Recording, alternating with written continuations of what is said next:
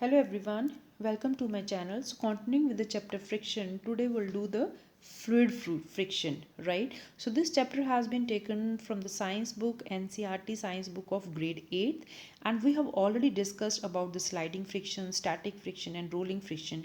Today we'll read about one more friction, that is the fluid friction. So let's get started and let's know कि what is fluid friction, right? You know that air is very light and thin. हमें पता है कि जो air है बहुत light और thin है, yet it exert frictional force on objects moving through it. इस ये जो है भले लाइट है चाहे थिन है, ये क्या करती है, एग्जर्ट करती है फ्रिक्शनल फोर्स किसके ऊपर, जो ऑब्जेक्ट इसके बीच में मूव करते हैं. जैसे कि एरोप्लेन है, जैसे कि आप फिगर में देख सकते हो 12.17 एरोप्लेन है, मूविंग बर्ड है, इनके ऊपर भी जो फ्रिक्शन लगती है, ये फ्रिक्शन किसकी वजह से लगती है, because of the air. Though air is very light and thin, yet it exert some frictional force on object moving through it, जैसे कि आप फिगर में देख सकते हो एरोप्लेन और birds. Similarly, water and other liquids exert force of friction when objects move through them. इसी तरीके से पानी और अदर लिक्विड्स, पानी के अलावा और भी लिक्विड्स हैं जैसे तेल हो गया, तो ये भी फोर्स ऑफ फ्रिक्शन एक्सर्ट करते हैं जब उनके बीच में से कोई ऑब्जेक्ट मूव करता है. In science the common name of gases and liquids is fluid. हम जो है गैसेज और लिक्विड्स को फ्लूइड्स में काउंट करते हैं. So we can say that fluids exert force of friction on object in motion through them. तो हम ये कह सकते हैं कि जो फ्लूइड्स हैं, फ्लूइड्स में यहाँ पे किसकी बात कर रही हूँ, गैसेस और लिक्विड्स की, ये भी फोर्स ऑफ फ्रिक्शन एक्सर्ट करती हैं जो ऑब्जेक्ट्स इनके बीच में मूव करते हैं, right. A frictional force exerted by fluid is also called drag. So this is very important question. What is drag? The frictional force exerted by fluids is also called as the drag. तो ये force of friction जो exert की जाती है by liquids and gases, it is also called as drag. The frictional force on an object in a fluid depends on its speed with respect to the fluid. ये frictional force जो है object के ऊपर जो लगती है, ये depend करती है कि किस स्पीड से जो है ऑब्जेक्ट चल रहा है with respect to the fluid. The frictional force also depends on the shape of the object and the nature of the fluid.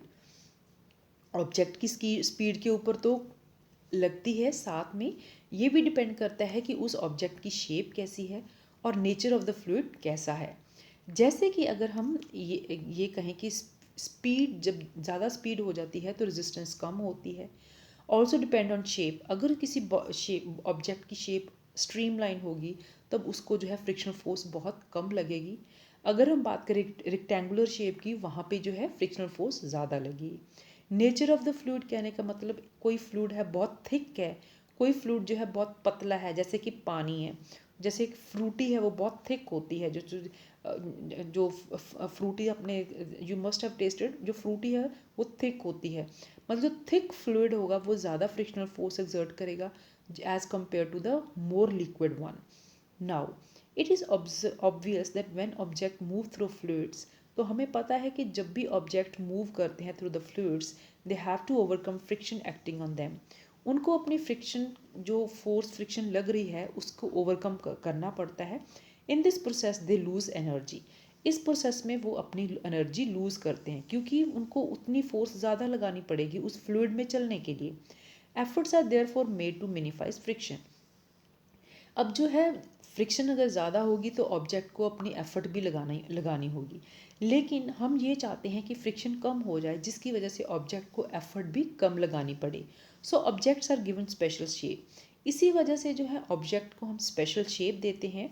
Where do you think scientist get hint for these special shapes? तो scientist को ऐसी जो है shapes का कहाँ से hint मिलता है? From nature of course. हमें पता है जो हमारी कुदरत है वही हमारी हर प्रॉब्लम का हल है, राइट.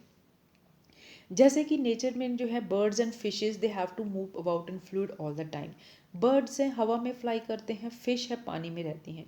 दोनों चीज़ों में हम फ्लूइड कहते हैं. तो नेचर ने उनको कुछ ना कुछ तो ऐसी अच्छी शेप दी होगी जिसकी वजह से जो फिश पानी में रह रही है और बर्ड जो है ऊपर हवा में उड़ सकते हैं, right. There bodies must have evolve to shapes which would make them lose less energy in overcoming friction.